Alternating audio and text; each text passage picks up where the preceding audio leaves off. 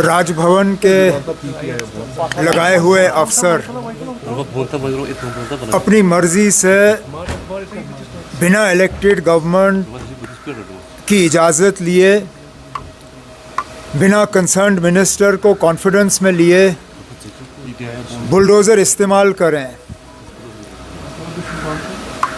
इसका सीधा सीधा मतलब ये निकाला जाएगा कि इलेक्टेड गवर्नमेंट को कहीं ना कहीं बदनाम और जलील करने की एक बहुत बड़ी साजिश रचाई जा रही है।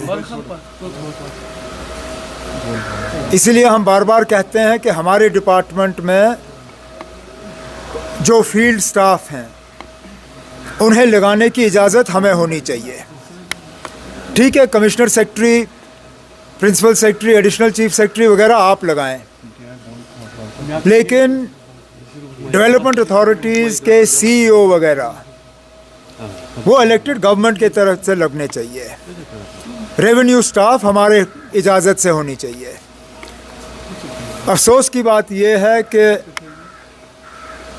इन पोस्ट्स पे बिना हमसे मशवरा किए हुए, बिना हमसे बात किए हुए अफसर लगते हैं और फिर वो अफसर कहीं और से डिक्टेशन लेके बुलडोज़र अपना निकाल के कार्रवाई जो है अपनी शुरू करते हैं। इसमें कोई दो राय नहीं है कि ये सब एक साजिश के तहत किया जा रहा है, पर्टिकुलर एक कम्युनिटी को टारगेट किया जा रहा है। अब जब जम्मू की बात करें, क्या जम्मू में सिर्फ यही एक जगह थी जेडीए की जहां पे नाजायज़ कब्ज़े का इल्ज़ाम लगा है? मैंने डिपार्टमेंट से अब जेडीए की पूरी लिस्ट मांगी है कि कहां कहां जेडीए की प्रॉपर्टी पे लोगों का नाजायज़ कब्ज़ा है। मैं भी देखना चाहता हूं कि इस एक शख्स को इन अफसरों ने टारगेट क्यों किया।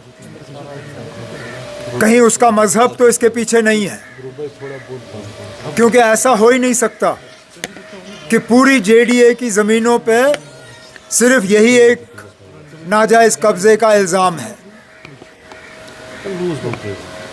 अब हमें कहा जाता है कि हमारे कामकाज में दखल नहीं होता, लेकिन ये तो सीधा सीधा दखल है। कोई मुझे दिखाए फाइल जहां पे मिनिस्टर को इन चीज़ों के बारे में बाखबर किया गया है या कहीं पे हमसे मशवरा करके बुलडोज़र जो है गैराज से निकला गया है।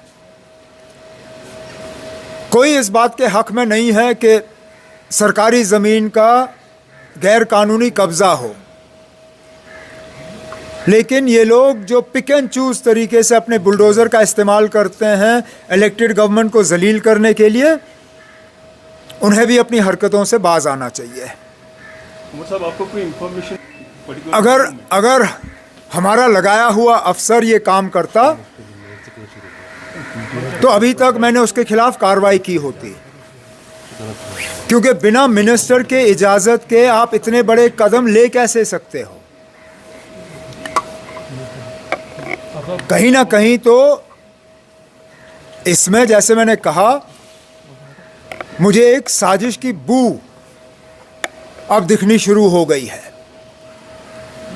क्योंकि एक बार ये होता तो मैं कहता चले ना गलती से हुआ है, दो बार होता तो मैं कहता चलिए हो सकता है कि हुआ हो, लेकिन लगातार एक के बाद एक इस तरह की चीज़ें, ये सिर्फ और सिर्फ इलेक्टेड गवर्नमेंट को जलील और बदनाम करने के लिए किया जा रहा है, क्योंकि वो इस इलेक्शन के नतीजों को ये लोग हजम नहीं कर पाते। ना ये हमारे जानकारी में लाई गई कि ये करने जा रहे हैं, ना इलेक्टेड गवर्नमेंट से कहीं इसके बारे में मशवरा हुआ। मैं फिर इस बात को दोहराता हूं, कोई इस चीज़ के हक में नहीं है कि गैर कानूनी सरकारी ज़मीन पे कब्ज़ा हो किसी का, लेकिन कब्ज़े को ठीक करने का तरीका ये नहीं है कि आप पिक एंड चूज़ तरीके से करें। लिस्ट निकालिए। मैं अभी कहता हूँ जो जेडीए का सीईओ है, ज़रा छापे लिस्ट, कल अखबार में डाले जितनी जम्मू में ज़मीनें जेडीए की गैर कानूनी कब्ज़े में हैं, ज़रा उनका लिस्ट निकालें, अखबार में छापे किन किन के नाम हैं। आप देखेंगे ना कौन कौन लोग इनके पीछे हैं। लेकिन चुन के एक मजहब के बुनियाद पे टारगेट हो और यहाँ पे इलाका देख के टारगेट हो, इसमें जैसे मैंने कहा ना, आप साजिश के अलावा और सियासी साजिश के अलावा और कुछ नहीं है।